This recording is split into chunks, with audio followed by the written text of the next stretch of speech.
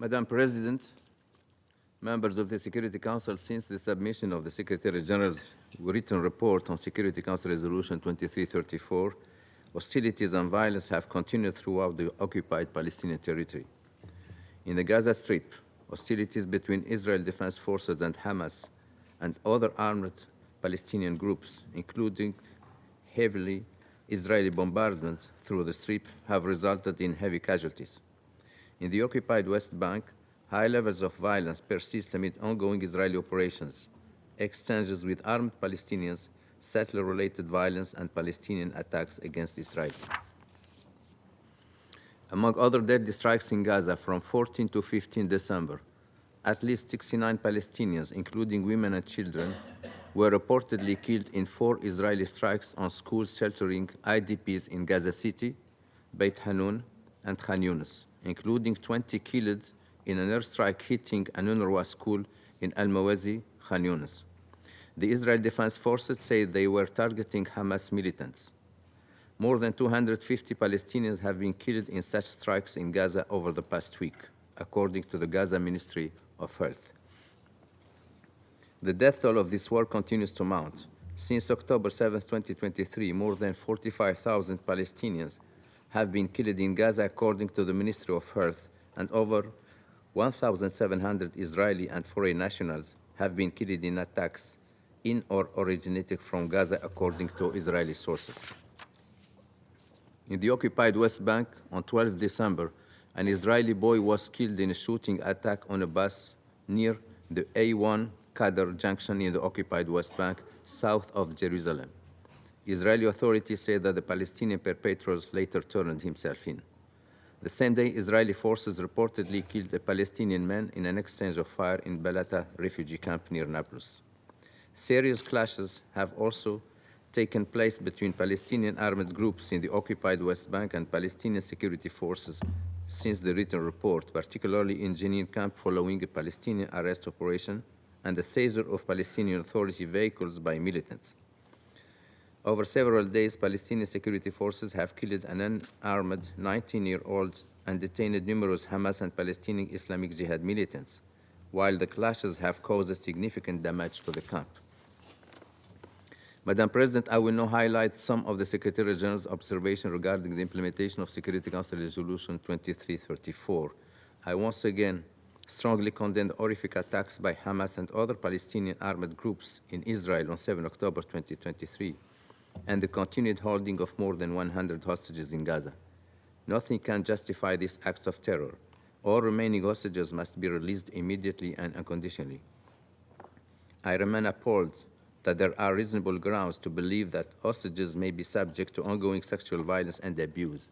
While in captivity, hostages must be treated humanly and allowed to receive visits and assistance from the Red Cross. I reiterate that there is no justification for the deliberate killing, maiming, torture, and abduction of civilians and other protected persons, nor using sexual violence against them. The use of human shields and the firing of indiscriminate rockets toward Israeli population centers are violations of international humanitarian law and must cease. Turning to the situation in Gaza, a ceasefire is long overdue. The continued collective punishment of the Palestinian people is unjustifiable. The relentless bombardment of Gaza by Israeli forces, the larger number of civilian casualties, the blanket destruction of Palestinian neighborhoods, and the worsening humanitarian situation are horrific. The widespread devastation and deprivation resulting from Israel's military operations in North Gaza, especially around Jabalia, Beit Lahia, and Beit Hanun, are making the conditions of life untenable for the Palestinian population there.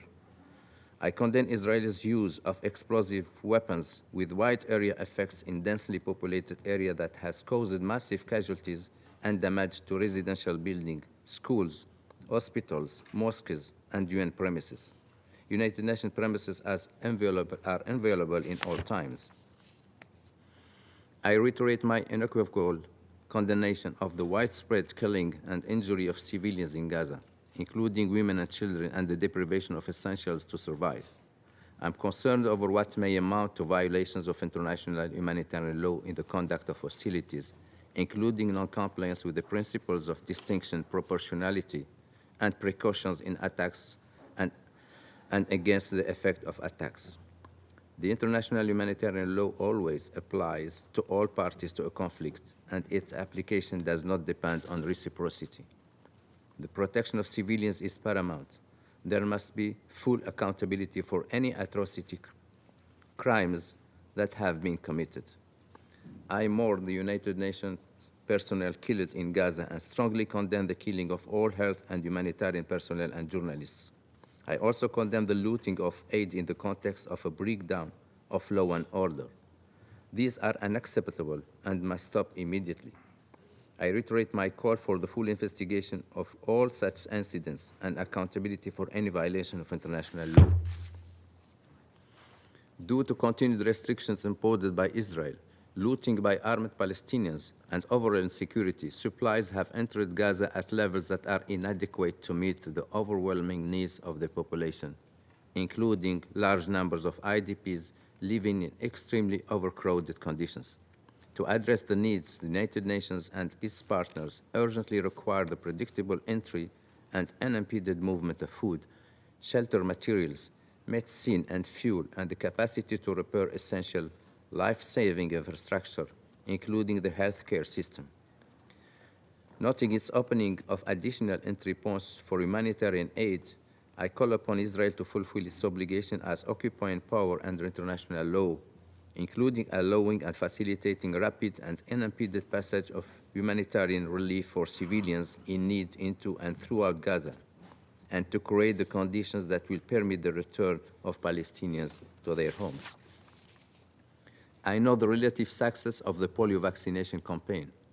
While falling short of our targets in the north of Gaza, the use of tactical pauses and examples of functioning coordination with Israel demonstrated what is possible and achievable. I reiterate my call for an immediate humanitarian ceasefire and the immediate and unconditional release of all hostages in Gaza. The United Nations is continuously engaged with all stakeholders toward these objectives and stands ready to support the implementation of an agreement. I welcome the continued efforts, including by Egypt, Qatar, and the United States, to overcome the significant obstacles and reach a deal.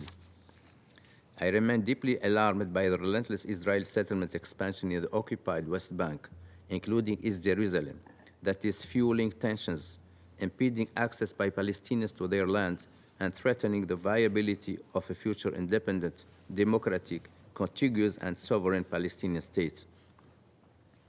I reiterate that all Israeli settlements in the occupied West Bank, including East Jerusalem, have no legal validity and are in flagrant violation of international law and United Nations resolutions. I'm deeply concerned that over the past year, the government of Israel has continued to systematically promote policies that have strengthened the involvement of civilian officials in control over the occupied West Bank, including transferring some security functions to civilian control, while some government officials called for the annexation of areas in the occupied West Bank. I urge the government of Israel to cease all settlement activities immediately.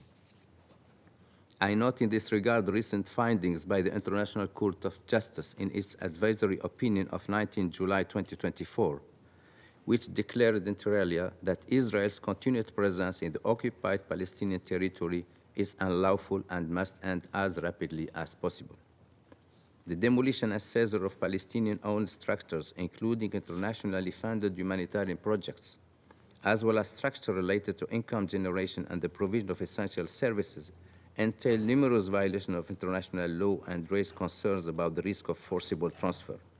I once again call upon the government of Israel to end this practice and to prevent the displacement of Palestinians in accordance with its international obligations under international law, and to approve plans to allow Palestinians to build legally and address their development needs. The escalating violence and tensions in the occupied West Bank are highly concerning and could trigger broader explosion. Intensified operations by Israeli forces, increased settler violence and attacks against Israeli have also exacerbated tensions and led to exceedingly high levels of casualties, detentions, and destruction. I am alarmed by the lethal attacks carried out by Israeli settlers against Palestinians, including sometimes in proximity and with the support of Israeli security forces, and by Palestinians against Israelis. all perpetrators of attacks must be held accountable.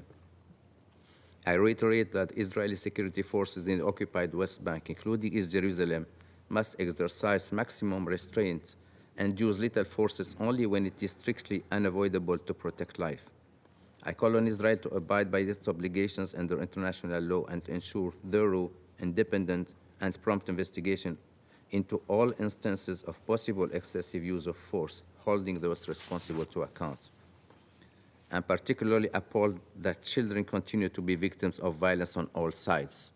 I'm also concerned that Palestinian children continue to be arrested in large numbers and held for prolonged periods of time, including in administrative detention. I reiterate my call for Israel to use detention as a measure of last resort and for the shortest appropriate period to prevent all forms of ill treatment in detention and to end the administrative detention of children who are entitled to special protections. I'm disturbed at the numerous instances during the reporting period in which officials glorified violence and engaged in dangerous provocations, incitement, and inflammatory language, which will only lead to greater polarization and risks further bloodshed. Leaders have an obligation to clearly and explicitly condemn acts of terror and violence directed against civilians. The incitement to violence must stop immediately. I reiterate my call to the parties for the status quo at the holy sites in Jerusalem to be respected and upheld, taking into account the special and historic role Kingdom of Jordan as custodian of the holy site in Jerusalem. I'm deeply concerned with the adoption of the Knesset of Israel of two laws concerning UNRWA. These laws, if implemented, could prevent UNRWA from continuing its essential work in the occupied Palestinian territory, which would have devastating consequences for Palestine refugees, considering that there is no viable alternative to UNRWA which could adequately meet the needs. I again urge Israel to act consistently with its obligation under the Charter of the United Nations and its other obligations under international law, including under international humanitarian law and those concerning privileges and immunities of the United Nations. National legislation cannot alter those obligations. Madam President, it is vital that the international community provides immediate support to the Palestinian government to address its fiscal challenges, strengthen its governance capacity, and prepare it to reassume its responsibilities in Gaza. We must establish political and security frameworks that can address the humanitarian catastrophe, start early recovery, rebuild Gaza, and lay the groundwork for a political process to end the occupation and establish a viable two-state solution as soon as possible.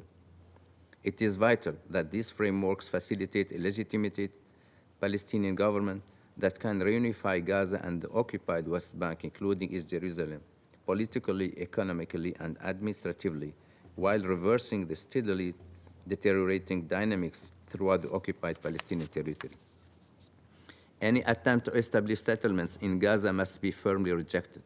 There must be no attempt to reduce or annex the territory of Gaza in whole or in part. The devastations and misery of the past year have reinforced once again a simple truth. Palestinians and Israelis can no longer wait to establish a viable political horizon. Now is the time to lay the foundations for a better future for Palestinian, Israeli, and the broader region. Israeli, Palestinian, the states of the region, and the broader international community must urgently take steps that will enable the parties to re-engage on the long-delayed political path to achieve two-state solution. The United Nations remains committed to supporting Palestinian and Israelis in ending the occupation and resolving the conflict in line with international law, relevant United Nations resolution, and bilateral agreements in pursuit of the vision of two-state, Israel and independent, democratic, contiguous, viable, and sovereign Palestinian state of which Gaza is an integral part, living side by side in peace and security within secure and recognized borders on the basis of the pre-1967 lines, with Jerusalem as the capital of both states. Thank you, Madam President. I thank Mr. Khiari for his briefing. I now give the floor to Ms.